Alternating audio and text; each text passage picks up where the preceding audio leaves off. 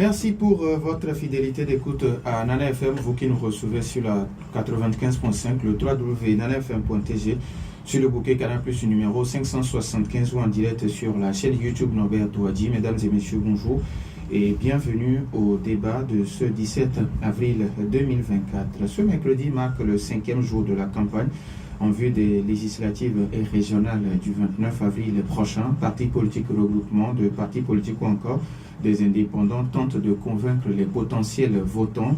Depuis lundi, Nana FM donne la possibilité aux candidats de vous présenter leur programme. Et ce matin, je reçois sur notre plateau M. Isaac Tiapé, tête de liste de l'Union des forces de changement dans la préfecture d'Agoua. M. Tiapé, bonjour. Bonjour, cher ami. Alors, merci d'avoir accepté notre invitation. Eh bien, le plaisir est pour moi, surtout que j'avais hâte d'être dans votre studio pour vous communiquer cette sensation de fête qui est propre aux campagnes électorales. Alors, les auditeurs, vous avez donc la possibilité d'intervenir dans ce débat sur nos deux numéros 91 09 71 71 96 61 58 58. Je suis Norbert Touadji et Nestor Glo assure la mise en onde.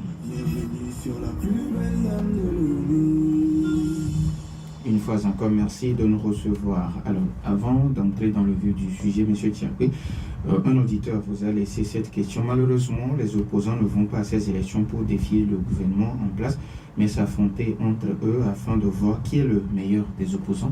Je ne sais pas si vous faites la même lecture de la chose. Non, pour deux raisons. La première est que tout parti politique qui s'engage dans la compétition électorale vise à conquérir, vise à être le premier. Il est naturel, normal que dans une compétition électorale ouverte, qu'on s'attaque parfois. L'important, c'est que ces attaques se fassent de manière civile, courtoise, sans insultes. Et du reste, vous le constaterez que cette campagne électorale se déroule dans une bonne atmosphère. Les caravanes se côtoient, se croisent, sans qu'on ait fait mention d'attaques, d'insultes. C'est une bonne chose et je pense que dire que nous attaquons pour opposants, non. Nous avons le propre de l'Union de forces de changement, c'est d'apaiser la vie politique, c'est de faire en sorte qu'on n'ait plus de la conflictualité dans la vie politique. Donc, ça n'est pas notre objectif, enfin, du moins pour nous. Et nous faisons, je viens souvent dans vos studios sur nombre de chaînes pour faire cette pédagogie du vivre ensemble, cette pédagogie de la lutte pour le pouvoir qui ne doit pas prendre ce tour de férocité. Donc, ça n'est pas notre objectif. Alors, aujourd'hui, on le sait, la campagne a démarré depuis samedi dernier. Sur le terrain, comment se passent les sensibilisations? C'est la première fois que je participe personnellement, que j'entre dans une compétition électorale. Il y a cette sensation, cette adrénaline d'aller vers les concitoyens, d'être proche d'eux, de leur parler, d'être constamment sur le terrain. Il y a cette adrénaline propre à toute personne qui veut compétir, qui veut être première. Cette campagne se déroule bien. Elle est un peu poussive, évidemment. C'est toujours un début de campagne poussif. Il y a eu des moments de pluie. Donc, je pense que dans la deuxième semaine, on aura davantage de visibilité. Vous avez des caravanes, des petits meetings. Beaucoup de partis politiques, en raison des moyens qu'ils avaient, ont choisi la proximité, ont choisi d'aller vers les électeurs, de tracter. Une campagne électorale, c'est aussi de coller des affiches, c'est de tracter, c'est d'avoir un projet politique, c'est d'avoir une vision sur la nation, une vision pour les concitoyens, d'être attentif, d'aller les interroger. Et c'est ce que nous faisons à l'Union des forces de changement dans toutes les 20 circonscriptions électorales où nous avons des candidats pour les législatives et dans la trentaine de circonscriptions électorales où nous avons des candidats pour les élections régionales. Ça se déroule bien. Vous savez que nous avons une certaine expérience des campagnes électorales à l'Union des forces de changement. Nous capitalisons sur cette expérience d'aller sur les marchés, de faire des meetings, des petits meetings. La semaine prochaine, beaucoup de candidats feront de grands meetings. Nous faisons des caravanes. Nous focalisons sur cette ambiance de fête. Et puis, nous espérons que nos concitoyens seront attentifs aux propositions que nous avons pour eux, notamment pour les seniors. J'espère que, vous permettez, j'espère que nous en parlerons tout à l'heure. Oui, c'est ce qui m'amène à vous demander quel programme politique vous présentez à ces citoyens. Écoutez, sur le plan, nous avons trois volets. Sur le plan politique, il s'agit de consolider la démocratie, une démocratie du consensus, une démocratie de la discussion, du débat démocratique, de continuer par faire cette pédagogie pour qu'on ait un narratif commun d'un Togo, une nation plus inclusive, une nation où les mémoires politiques ne sont plus cloisonnées, où on n'utilise plus l'histoire à des fins politiques pour attaquer les uns les autres. Nous continuerons cette pédagogie-là, même si c'est difficile dans ce contexte de polarisation, de radicalisation. C'est sur le volet politique. Nous continuerons à faire en sorte que les institutions de la République fonctionnent bien et normalement. Si nous sommes en capacité de peser sur le débat, nous serons davantage enclins à faire des propositions de loi. S'il arrive que nous sommes en majorité ou une coalition d'opposants l'emporte, nous formerons un gouvernement pour, proposer très vite une pension de retraite aux personnes âgées. Toutes les personnes, par exemple, toute personne de 60 ans et plus, qu'elle ait été dans la fonction publique ou pas, nous leur proposerons une allocation, une pension vieillesse de 60 000 francs. Tout jeune diplômé sans emploi recevra une allocation minimum de 25 000 francs pour favoriser son insertion sociale. Dans les régions, nous contribuerons à créer des centres de loisirs et des centres de loisirs et des centres sportifs pluridisciplinaires afin que tout jeune entre de 6 à l'adolescence puisse aller se former à un sport. Et nous créons aussi dans les régions des conservatoires de musique. Pour ce faire, nous entendons allouer à chacune des régions 10 milliards, ça fait un total de 50 milliards pour les 5 régions du pays. Ça permettra en même temps de créer de la main-d'œuvre à haute intensité, de créer des emplois pour beaucoup de jeunes. Déjà, ça permettra de former des personnes qui peuvent encadrer les jeunes dans ces centres de loisirs, dans ces centres de musique, dans ces centres sportifs. Ce sera aussi en même temps dans ces centres sportifs pluridisciplinaires, le foot, ça permettra de détecter les talents qui pourront jouer dans notre équipe nationale plus tard. Sur le plan de la santé, il s'agit de faire en sorte que toutes les maladies du métabolisme, nous offrirons un bilan gratuit de santé à tous les âges clés de la vie, tous les 5 ans, toute personne, tout résident ou toute personne pourra faire un bilan de santé. Et aux âges clés de la vie, notamment 30 ans, 60 ans et 80, un bilan de santé gratuit, ça permettra de détecter toutes les maladies du métabolisme, notamment liées au diabète, au cholestérol, en vue de prévenir les dégâts liés à l'hypertension, aux AVC, qui sont nombreux dans notre pays. Nous ferons en sorte que, au niveau de la santé, qu'on crée des centres, qu'on modernise davantage tous les centres de santé régionaux dans toutes les préfectures. Donc, tout ce qui pour l'eau et l'électricité, des choses se font. Il faudra voir comment on peut régionaliser au niveau de l'espace communautaire la capacité de production énergétique.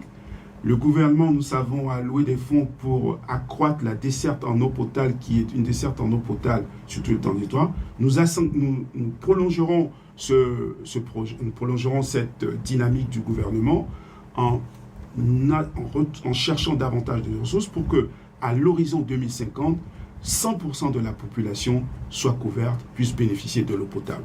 Nous avons nombre de propositions. Ça nous rend, parce qu'il faut réduire la pauvreté, il faut apporter du bien-être à nos concitoyens. Nous savons que les ressources du Togo aujourd'hui tournent autour de 2170 milliards environ. Nous ferons en sorte, d'ici l'horizon 2050, que le budget du Togo soit apporté à 5 000 milliards de francs CFA. Il s'agira de mobiliser les ressources internes et de prêter sur les marchés extérieurs, les ressources externes aussi. Ça nous permettra de mobiliser des ressources pour favoriser une émergence, donner du bien-être à nos concitoyens. Ça permettra aussi de réduire le train de vie de l'État. Donc ça permettra de réaffecter ce budget-là à des projets prioritaires qui pourront impacter sur la vie de nos concitoyens. Alors, M. Tiakwe, certaines personnes pensent qu'aujourd'hui, l'UFC fait partie de l'actuelle législature. Au vu de ce qui a été fait à l'Assemblée nationale, vous pensez que les populations vont encore vous accorder leur voix? Vous savez, oui, nous sommes une alternative crédible et qui rassure. nous avons l'expérience, nous avons une démarche de sagesse, parce que notre ligne politique, c'est celle de la modération. Notre ligne politique, c'est celle qui est conforme à notre sagesse africaine, à toute sagesse en général. C'est une ligne politique qui incline à des compromis.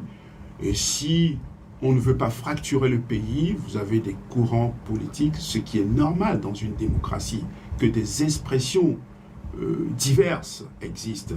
Mais après, il y a un choix qui est fait par les populations. Nous demandons à ces populations de voter pour les gens qui ont une expérience de gouvernement, des gens qui sont en capacité d'aller discuter avec les partis au pouvoir. C'est conforme à cette sagesse. Quand vous n'avez pas la force, vous apprenez à ruser pour conquérir un pouvoir d'État. Je veux dire, j'aime souvent utiliser cette métaphore qui m'a été enseignée par mon donné. Le maïs ne va pas faire une guerre frontale avec le moulin. C'est-à-dire que quand le maïs veut affronter le moulin l'écrase. Il faut un peu de ruse et de tactique pour arriver à ses fins. Il y a un rapport de force évident, il y a une expertise, il y a des moyens d'un côté, il y a de l'intelligence, peut-être manque-t-il de la ressource, de la stratégie, et ça, c'est pour ça que nous demandons à nos concitoyens de nous faire confiance pour apaiser le pays. Nous sommes une alternative qui pourra discuter avec toutes les forces politiques, aussi bien celles au pouvoir, dans un esprit de respect qui les rassure, qui rassure les gens qui sont au pouvoir, que nous ne prendrons pas le pouvoir dans un esprit de revanche. Et ça permettra de provoquer l'alternance. Alors, quelle place la justice et la lutte contre la corruption occupent dans votre programme? Absolument, ça c'est un des travers. Vous savez, moi je pose souvent les problèmes qui ne sont pas spécifiques. Bien sûr, il y a le cas particulier du Togo, mais, pardon, aujourd'hui décidément, il y a un gros chat dans ma gorge. Bon, c'est important. La preuve, c'est que si nous voulons qu'il y ait une meilleure utilisation des ressources internes, il faut accentuer la lutte contre la corruption. Il y a effectivement une perception, parce que là, si vous voulez, le problème de la lutte contre la corruption, son appréciation aussi, c'est aussi une perception. Il y a une perception, la perception n'est ni vraie ni fausse, il y a une perception de corruption endémique dans notre pays et dans nombre de pays, dans notre pays. Ce matin, j'entendais par exemple en Inde où les électeurs, on est en pleine campagne électorale, où les électeurs se plaignaient de la grande corruption qui existe en Inde. Nous lutterons contre la corruption. La A+A qui a été créée, nous demanderons des comptes, parfois des comptes qui soient vraiment rendus, qu'il y ait davantage de transparence sur la lutte contre la corruption, afin que nos concitoyens sachent que des gens qui, les fonctionnaires ou les responsables corrompus rendent justice. Donc il y aura une reddition de comptes, accentuer la transparence, accentuer la reddition de comptes, par exemple sur toute la loi qui a été votée sur la déclaration des biens publics. Si nous sommes majoritaires, nous mettrons rapidement en œuvre cette déclaration des biens de toute personne qui exerce une charge officielle ou une fonction publique. Alors, un autre auditeur qui dit « Bonjour, notre invité, très joli programme. Pourquoi n'avions-nous pas senti cela ayant été en coalition avec le pouvoir ?» Non, nous ne sommes pas en coalition. J'aime à dire que notre démarche, c'est celle de la négociation coopérative. La négociation coopérative, c'est une démarche qui nous pousse à aller discuter avec toute personne, toute force politique qui compte. Dans la mesure, d'autant plus, pas dans la mesure, d'autant plus que cette force politique qui compte, elle est majoritaire et elle a des forces, elle a une capacité qui est supérieure à la nôtre. Ça suppose qu'on a à voir quel est l'intérêt commun à aller discuter. L'intérêt commun qu'il y a à discuter, c'est d'aller agir pour le bien-être des Togolais. Donc, nous n'avions pas la majorité, mais nous avons essayé de peser sur des décisions avec nos moyens. Nous n'étions que 7 députés. En tant que chef de file de l'opposition, avec parfois le charisme et l'entre-gens de M. Olympio, nous avons essayé de peser, de faire rapporter certaines décisions. Nous avons parfois réussi, d'autres nous n'avons pas réussi. Quand des projets de loi sont conformes aux aspirations de nos concitoyens, quand c'est conforme à notre propre projet politique, nous les avons votés, notamment le non-vici. Mais sur le non-vici, ce que nous voulons faire, c'est de pérenniser et d'institutionnaliser le non-vici pour, par exemple, tout foyer à faible revenu, dans tout foyer à faible revenu en 25-60 ans, une allocation minimum de 25 000 francs. C'est quand nous disons qu'à tout jeune diplômé et sans emploi, de lui octroyer une aide de 20 000 francs pour favoriser son insertion, c'est parce que nous mettons l'accent sur la solidarité. Ça permettra en même temps de favoriser la relance économique, parce que l'objectif essentiel, c'est de réduire la misère et la pauvreté dans nos pays. La question n'est pas des idéologies d'appartenance à des chapelles politiques, d'être je suis à Blodé, je suis UNIR, je suis RPT, je suis ANC ou pas. La question, est-ce que nos concitoyens peuvent se soigner? Est-ce que nous pouvons donner de l'emploi à nos jeunes? Ce n'est pas l'État, ou est-ce que l'État peut créer des conditions afin que les entreprises ou des partenaires, des industriels dans notre pays puissent créer de l'emploi? Nous étions, pour répondre encore, vous m'excuserez selon le développement, nous étions à l'Assemblée, nous avons été attentifs en commission à discuter. C'est pour ça la perception a pu être que nous étions en coalition. Non, une Assemblée nationale, c'est un espace de débat, de discussion, et quand un texte sort, si une majorité le vote, c'est un texte de loi qui est fait ou qui est réalisé pour l'ensemble de la population. 91 09 71 71 ou le 96 61 58 58. Vos avis, vos questions nous intéressent, mais après la pause.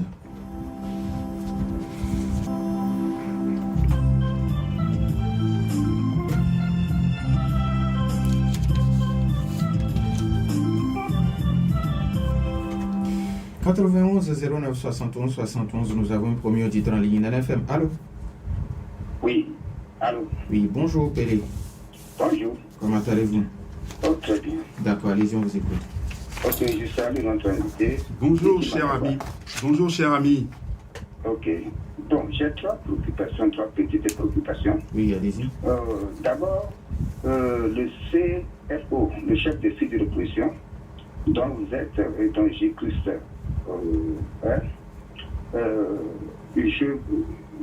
Nous voulons savoir pourquoi depuis 5 ans, vous n'avez même pas appelé des partis de l'opposition pour discuter avec eux. Ou bien c'est parce que votre cohabitation ou bien votre partenariat vous a bloqué. Deuxième préoccupation, c'est concernant le régime présidentiel, quand on change pour aller à un régime parlementaire. Nous tous, nous savons qu'avec J.P. Solution, c'est le régime présidentiel qui le préoccupe et qui est son idéologie. Mais qu'est-ce qui a fait basculer J.P. Solution au régime présidentiel à un régime parlementaire? Troisième préoccupation, on parle de 4e République pour aller à la 5e République. Ne voyez-vous pas qu'à cette situation maintenant, nous sommes à un vote au référendum? C'est-à-dire le peuple va aller, ceux qui disent non à la 4e République, comme vous l'avez dit que vous voulez pour la 4e République, vous allez voter oui pour la 5e République. Ça devient automatiquement un référendum pour ces élections. Que 3 élections, parce que nous allons à 3 élections, régionales, législatives et présidentielles en même temps. Comment vous trouvez ça? Merci beaucoup à vous, Pélé. On va prendre les auditeurs répondre en même temps. Nana FM, allô? Oui, bonjour Nader. Bonjour. C'est M. Razak. Monsieur Razak. Bonjour l'invité. Bonjour, M. Razak. Ouais, Monsieur Nader, c'est toujours l'opposition. Oui. Voilà. Moi, je le dis, je le répète toujours à vive voix. Tout à l'heure, on vient d'écouter vraiment le beau discours de notre frère, de notre compatriote, l'invité. Mais sincèrement, on a bel beau, c'est-à-dire écouter ce discours dans ce pays, mais on n'a jamais vu ça, ça n'a jamais été réalisé. Et moi, je le dis, je le répète, il n'y a pas d'opposition au Togo, mais c'est que dès pour 2 ans, comme ça se dit. Des gens qui ont mis leur vote devant. Merci beaucoup à notre ami Razak. On va se parler avec courtoisie, s'il vous plaît. 91 09 71 71 ou le 96 61 58 58. Nana FM, allô? Oui, bonjour. Oui, bonjour. Merci. Comme les faits sont têtus, je vais citer les faits pour que notre invité puisse nous répondre. Nous prenons la situation de Covid. il n'a qu'à nous faire quel est le système de contrôle que eux, étant à l'Assemblée récemment, ont pu faire de cette cliente-là, qui pouvait, en tant soit peu, nous permettre d'équiper, ne serait-ce que nos établissements de santé. Et à ce jour, nous sommes encore en pénurie de ces éléments pour pouvoir traiter les patients. La deuxième préoccupation, ça concerne la question d'AMU. J'ai pu remarquer que c'est vous qui nous avez rendu la vie difficile ce début d'année, puisque c'est vous qui avez voté ces lois-là. Tout ça en ne faisant pas une recherche approfondie de la question d'AMU. Et on nous a volé pour 3 mois, sans contrepartie. Et à ce jour, on n'a même pas là où aller lorsqu'on tombe malade. Comment a-t-on utilisé les ressources de l'État jusqu'à ce que l'État a 0 franc et pioche encore dans la poche des citoyens pour pouvoir nous faire un projet dont on n'a pas encore le bout du tunnel. Troisième préoccupation, c'est la question de la jeunesse. Vous avez été à l'Assemblée à l'hémicycle. Quelles sont les lois votées que vous aviez votées récemment au profit pour réduire un tant soit peu le taux du chômage au niveau de la jeunesse? Merci. Merci à vous aussi, Komi. Nana FM, allô? Oui, allô, bonjour. Merci Dadido Gomé, bonjour. Monsieur Tiakwe, bonjour. Bonjour, monsieur Max. J'ai 3 questions pour vous. Je vous en prie. Et monsieur Douadi vous a posé la question à votre invité tout à l'heure en lui demandant quel est le programme politique que vous présentez aux concitoyens. Et j'ai suivi tout ce que monsieur Tiakwe a cité comme ce qu'ils vont faire à la population et en faveur de la population. Je voudrais lui demander, est-ce qu'il peut nous donner les ressources dont dispose le Togo pour pouvoir faire tout ça?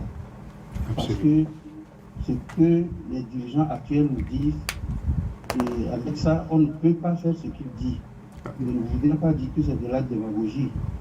Bon, deuxièmement, lors des séances d'explication des députés aux populations et pour le changement de la Constitution à Palimé, le 9 avril, quand un intervenant disait que les députés ont porté atteinte au contrat social qu'est la Constitution, un des députés, dont je tais le nom, a rabroué correctement l'intervenant en lui disant que lui, il a cité son nom, que je ne vais pas citer, il n'a porté atteinte à aucun contrat social. Et pour terminer, il a demandé à l'intervenant qui se disait de l'UFC, qui déclare l'intervenant est de l'UFC à Palimé, qu'il est étonné que ce soit comment on l'appelle, un participant bien bon de l'UFC qui pose cette question alors que tout le monde sait au Togo que l'UFC est allié à UNIR. Et pour terminer, je voudrais demander à M. Tiakwe, et j'espère que ce sera le cas quand ils auront la majorité, de tout faire pour limiter le nombre de partis politiques au Togo, 2 à 3 au maximum. Et c'est avec ce nombre très restreint qu'on pourra parler de régime parlementaire. Mais avec la pléthore de partis politiques que nous avons maintenant, ce serait de la vraie pagaille. Merci, bonne journée. Merci et bonne journée à vous aussi. Nana FM, allô? Oui, bonjour. Oui, bonjour. Benoît de Gaulle. Monsieur Benoît, comment allez-vous? Et je vais bien chez vous. D'accord, Dieu merci, ça va aussi. Ok. Je salue votre invité. Moi aussi, j'ai 3 choses à dire. Oui, allez-y rapidement, s'il vous plaît. Premièrement, l'UFP, ou bien le chef de l'UFP, M. G.P. Colimpio, est le chef de file de l'opposition. J'aimerais demander est-ce qu'il joue vraiment ce rôle. Ils disent que, aussi que comment je vais dire, il y a une question qu'on n'a qu'à voter pour les gens qui ont été dans le gouvernement l'expérience. Je le répète que l'actuel président du Sénégal n'a pas été dans un gouvernement, n'a pas travaillé au sein du régime de Macky. Mais actuellement, il est président. Pour terminer, je pense que monsieur, votre invité, il dit que depuis qu'il y a la hausse du prix du gaz et la nourriture, coupure du courant, leur parti n'a rien fait. Au lieu avec leur sagesse, ils devaient rassembler l'opposition en tant que chef de l'opposition et s'entendre aller voir le chef de l'État pour le référer la constitution, la nouvelle constitution. Il faut qu'on passe ça en 2025, ce ne serait pas mieux. Merci beaucoup à Benoît depuis Agoué. NFM, allô? Oui, bonjour. Oui, bonjour Norbert. Est-ce que vous avez votre téléphone sur mode haut-parleur? Oui. C'est bon? Oui, c'est bon. Ok, d'accord. Bonjour, monsieur Tchapi. Bonjour, monsieur. Votre nom, s'il vous plaît? Olivier de Legbacite. Olivier de Legbacite. Ok, monsieur Olivier, allez-y, on vous écoute. Moi, je voudrais faire une petite caricature. On avait demandé à deux ingénieurs de fabriquer des brouettes. Et c'est deux ingénieurs, un français et puis un allemand. On leur a donné une date butoir et la date fut arrivée. L'ingénieur allemand arrive avec sa brouette. Et le français, il vient, il dit, vous savez, le chemin était déjà fait, et puis on a déjà le pleur, on a fait ci, c'est ça, et puis il n'a rien présenté. Je voudrais que les Togolais, ou bien nos opposants aujourd'hui, soient des ingénieurs allemands, qui soient pragmatiques. On ne veut plus des tests, de beaux tests, de très belles rhétoriques, mais qui ne profitent pas à la population. Tout à l'heure, il a dit qu'il n'était pas en coalition avec le régime, mais qu'il faisait des propositions. Aujourd'hui, qu'est-ce que les Togolais peuvent tirer de leur présence au Parlement en tant que chef de file de l'opposition? Merci Parce beaucoup. que tout ce qu'il dit, c'est beau. Mais est-ce qu'ils sont ancrés dans les réalités? Est-ce qu'ils savent les réalités du terrain, ce que les Togolais endurent comme souffrance avant d'écrire ce test-là? Merci beaucoup à Olivier de Legbacite. On prend le tout dernier auditeur. NFM, allô? Allô, bonjour Norbert. Monsieur Gallo, comment allez-vous? Ça va très bien, bonjour à votre invité. Bonjour monsieur Gallo. Bon frère, moi je voudrais vous demander si vous nous quelque chose par rapport à votre accord avec le RPT d'antan. Quelques succès. Franchement, je crois que être connecté avec la population, c'est pas le fait d'antan. Oui, moi je vous souhaite quand même bon succès. Merci. Merci à vous aussi, monsieur Gallo. Merci à tous. On va donner maintenant la possibilité à monsieur Isaac Thiapé de répondre. On va commencer avec la dernière question de monsieur Gallo parce que ça a un lien avec la question de notre auditeur qui vous demandait pourquoi n'avions-nous pas senti cela quand vous étiez encore en coalition avec le pouvoir. C'était une première expérience.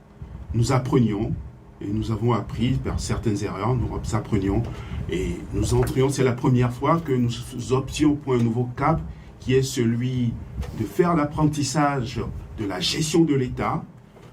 Il y a quand même apprendre, c'est parfois trébucher, c'est parfois des maladresses, mais aujourd'hui, après 7 ans, je pense, passés au gouvernement, nous avons une expérience, nous avons tiré profit de ce passage dans les ministères. Nous savons aujourd'hui comment gérer, en quoi consiste le budget de l'État, comment il se met en œuvre, comment on mobilise les ressources internes et les ressources externes. Nous avons appris comment gérer l'administration, toute la pesanteur de l'administration. Ce qu'on oublie suffisamment, c'est que l'État, je pense que vous avez beaucoup de nombre de personnes qui aspirent à diriger l'État, mais qui n'ont pas la notion de la majesté de l'État, c'est-à-dire de l'importance de l'État avec toute sa structure administrative parfois pesante. Et nous avions appris, gérer l'État, c'est aussi avoir la notion, le sens de l'arbitrage, parce que vous gérez l'État non pas pour votre propre clientèle politique, vous avez des ressources qui sont limitées, mais ça suppose aussi définir les priorités, Il y a un auditeur tout à l'heure qui demandait mais comment nous pourrions réaliser notre programme avec, est-ce que ce n'est pas de la démagogie? Je lui répondrai que non, parce que c'est quand même quelque chose qui a été calculé, notamment nous avons bien mesuré le niveau des dépenses que cela entraînera. Il s'agit simplement, bien sûr, ça créera de la dette, mais c'est de la dette pour améliorer les conditions de vie de nos concitoyens. Il s'agira par exemple de réduire le train de vie de la machine administrative de l'État, faire en sorte que les personnes âgées qui représentent 2% de la population togolaise, leur offrir une pension de retraite. Le jeu en vaut la chandelle. Le jeu en vaut la chandelle de créer, d'allouer d'autres fonds. Nous avons la priorité, à mon avis, dans le pays aujourd'hui, c'est la priorité sécuritaire. C'est-à-dire, c'est d'équiper nos forces de défense. Mais le reste, il s'agit d'inciter, de faire venir des entreprises. Quelqu'un demandait qu'est-ce que nous avons fait pour la jeunesse durant cette législature. On a davantage créé des centres d'apprentissage. Nous avons contribué à faire en sorte que dans les régions, dans toutes nos régions, nous ayons aussi bien des centres agricoles, améliorer la mécanisation des écoles d'agriculture. Nous avons des écoles d'apprentissage aussi dans Lomé. Donc, il y a beaucoup de projets. L'État n'est pas le seul pourvoyeur d'emploi. Nous incitons, nous créons par exemple dans la zone franche, à Téticopé, nous créons des conditions pour que des entreprises viennent. Vous savez par exemple que des entreprises étrangères américaines dans la zone industrielle à Téticopé fabriquent des vêtements qui sont exportés. Lomé est devenu une plateforme aussi une plateforme de services. Amazon s'y est installé. Vous avez Gozem qui s'est installé aussi au Togo, qui pourvoit de l'emploi. Nous voulons faire en sorte que le Togo devienne un espace, un lieu de service où des entreprises puissent s'installer et fournir de l'emploi à nos jeunes. Voilà un peu ce que nous faisons. Réduire le train de vie de l'État pour accorder un revenu de 20 000 francs à tous les jeunes. Vous avez, tous jeunes diplômés, la population togolaise, vous avez 8 millions. Mais la partie entre 18 et 25 ans, on peut l'évaluer à environ 2 millions d'habitants. Donner des revenus pour tout diplômé, ce ne sont pas tous les 2 millions qui sont des diplômés. Tout diplômé pour favoriser l'emploi. Grosso modo, vous aurez, ça peut être dans la part du budget, si vous avez aujourd'hui un budget de 2 milliards, ça peut faire un budget de 5 à 10 milliards. Et ça vaut je pense que le jeu en vaut la peine d'allouer cette partie pour favoriser l'insertion sociale des jeunes. Donc, c'est un budget que nous pourrons tenir en mobilisant des ressources internes, en empruntant sur les marchés extérieurs. C'est la crédibilité de l'État, c'est notre crédibilité que nous engagerons. Les gens nous prêteront de l'argent et ça nous permettra d'accélérer les efforts. Et puis il y a aussi toute l'aide, la Banque mondiale, le FMI, certains donateurs. Toutes ces ressources, la mobilisation de toutes ces ressources-là, si nous présentons des projets, si nous avons cette capacité d'absorption de ces projets, nous pourrons financer le développement, réduire la misère et la pauvreté. Alors, comme il vous demande par rapport, quand il dit que les faits sont têtus, et il est revenu un peu sur la gestion des fonds Covid, il dit quel système de contrôle vous avez pu mettre en place pour relever aujourd'hui le plateau technique? Je pense que la plupart des pays qui ont été confrontés à la question de la Covid, c'est quelque chose qui a surpris tout le monde. Il y a eu un premier temps de flottement, mais je pense que à peu près 6 mois après, le Togo, quand on voit le Togo a su faire face à cette pandémie. Donc, nous avons équipé nos hôpitaux de respirateurs, nous avons équipé les hôpitaux de médicaments pour affronter cette pandémie. Ce n'est pas le pays où ça a fait le plus de dégâts. Aujourd'hui, quand vous allez dans les hôpitaux, aussi bien à l'hôpital de Tocoin, dans tous les CHR, on sait comment accueillir, prendre en charge les patients qui sont atteints de la Covid. Bon.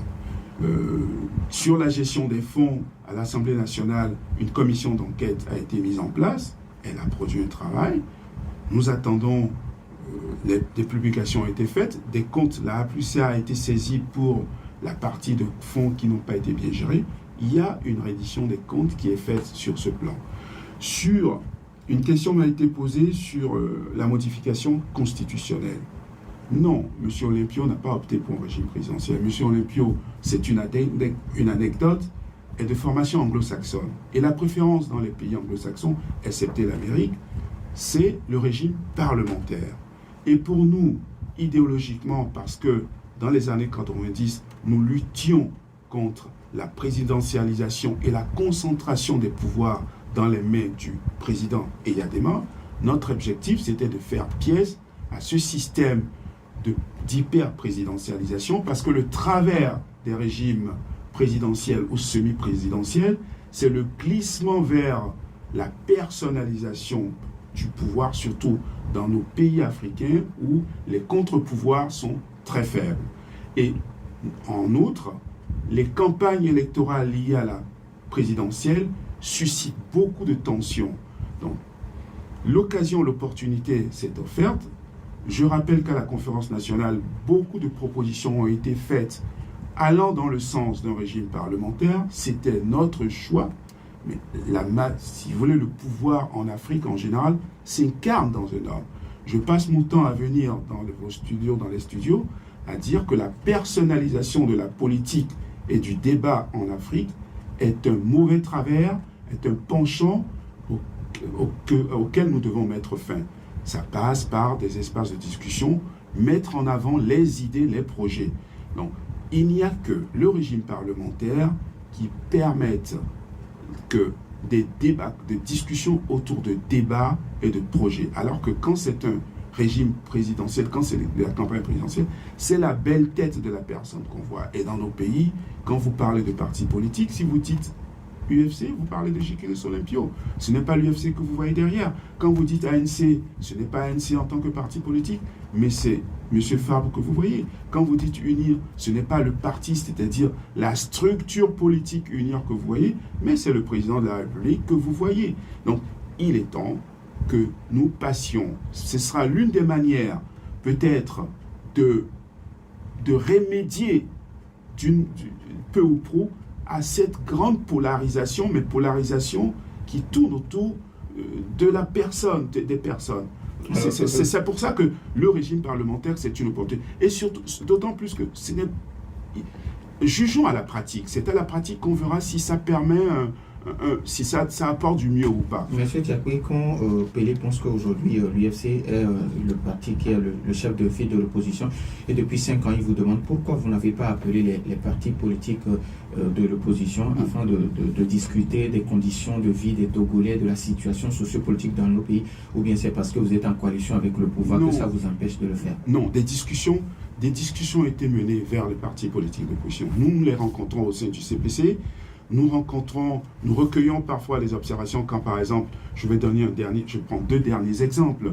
Quand il s'est agi du cautionnement, nous avions sollicité l'avis de nombre de partis et nous avons fait passer des messages à la partie au gouvernement en leur disant qu'il fallait que ce cautionnement était trop élevé. Donc, il y a des démarches qui sont faites. Quand des opposants sont arrêtés, nous allons voir le gouvernement. Nous disons attention à ce que la perception, l'image du pays ne soit pas dégradée, attention à ce que la paix règne, et donc nous faisons des démarches constamment. Quand Mme Adjamagbo a été mise en prison, M. Olympio a personnellement, directement appelé le chef de l'État et demandé qu'elle soit libérée.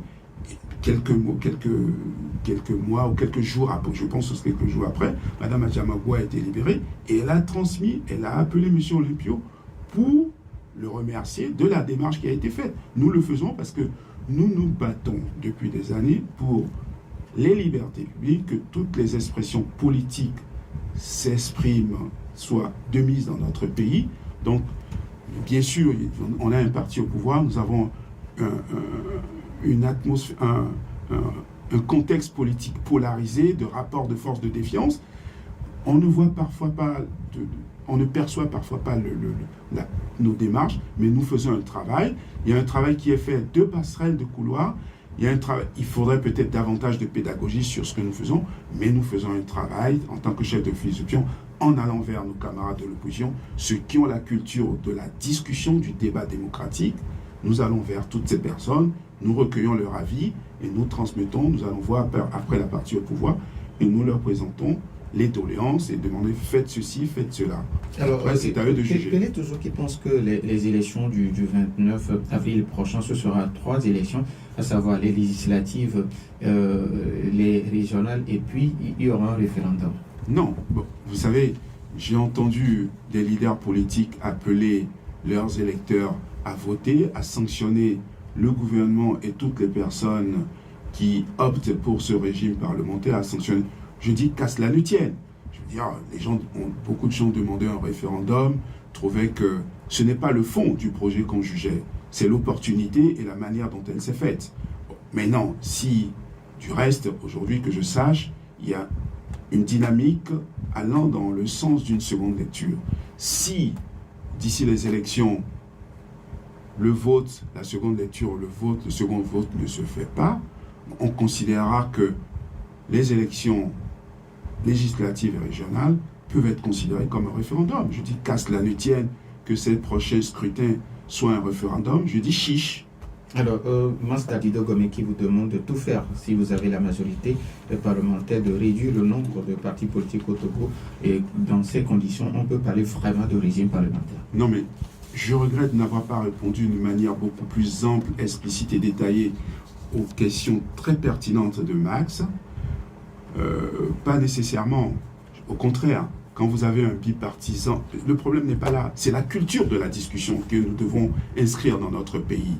Je veux dire, si nous avons cette culture de la discussion, si nous acceptons qu'il y ait des divergences d'opinion, il y ait des conceptions différentes de la construction de l'État, de la nation, si nous les acceptions, oui, que nous ayons 100 partis politiques, ça ne me gêne pas peu ou prou, ça ne me gêne pas tellement. L'important, est-ce que ces partis ont intégré la culture démocratique, qui est celle de la discussion, c'est celle de la propension au compromis.